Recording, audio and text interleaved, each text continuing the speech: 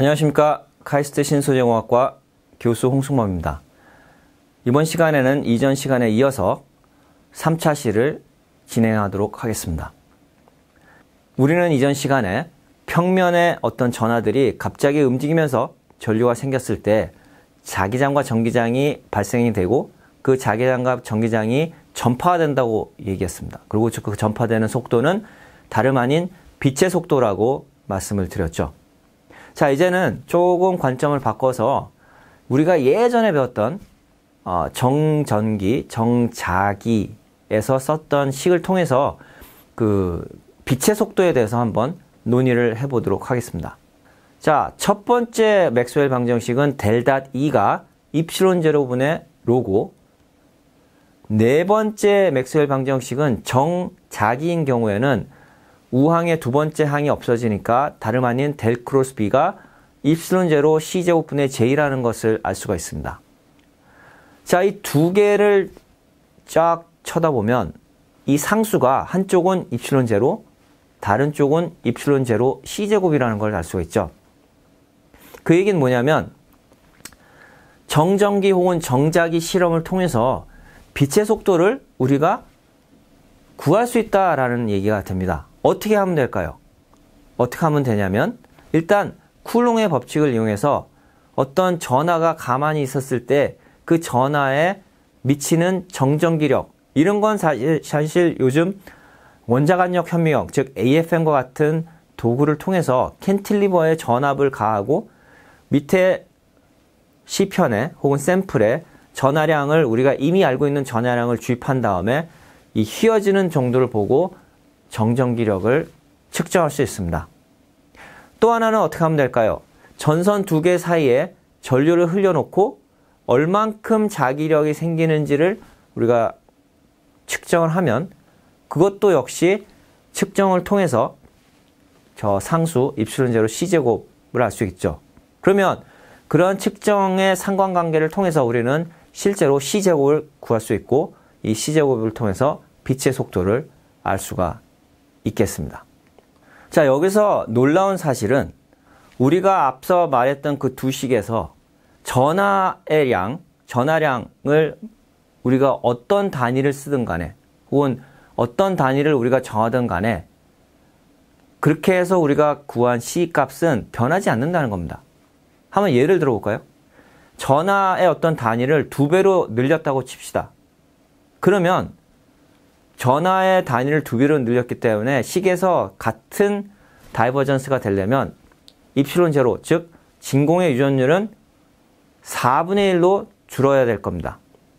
그런데 우리가 두 개의 전류를 흐린다고 했을 때 전하량이 2배의 유닛이 됐기 때문에, 2배의 단위가 됐기 때문에 2 곱하기 2 해서 4배가 됨을 알 수가 있습니다.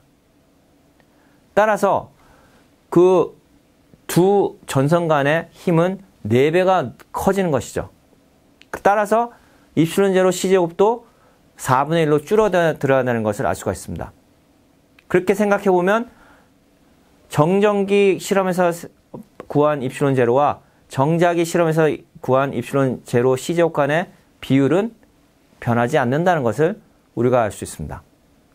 결국 이 정전기와 정자기 실험으로 우리가 구한 그 빛의 속도의 제곱은 우리가 정전기, 정자기뿐만 아닌 동전기, 동자기, 즉 우리가 평면 전류가 갑자기 생겼을 때 생기는 전파됐을 때 그 전파된 속도와 같다는 것을 알 수가 있고, 놀랍게도 정전기, 정자기 실험에서 측정한 값을 통해서 얻은 빛의 속도는 3 곱하기 10의 8승 미터 퍼 세크라는 것을 맥스웰이 발견을 했습니다.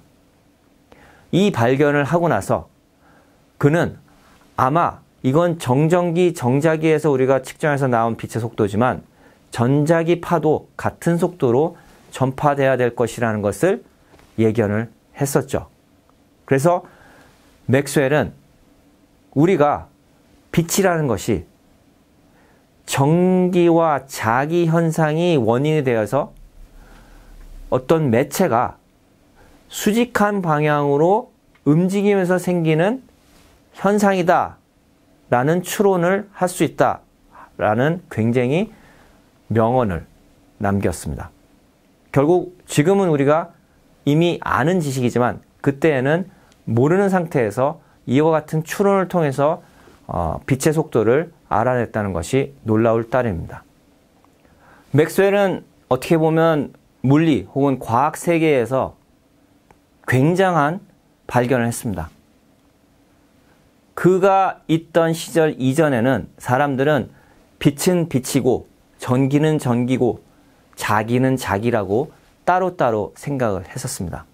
그런데 전기와 자기는 패러데이의 실험을 통해서 이게 서로 묶여 있구나 라는 것을 알게 됐고, 웨르스테드와 암페어의 실험을 통해서 더더욱 그런 확신을 갖게 되었습니다. 전기와 자기는 하나다라는 생각을 하고 있을 즈음에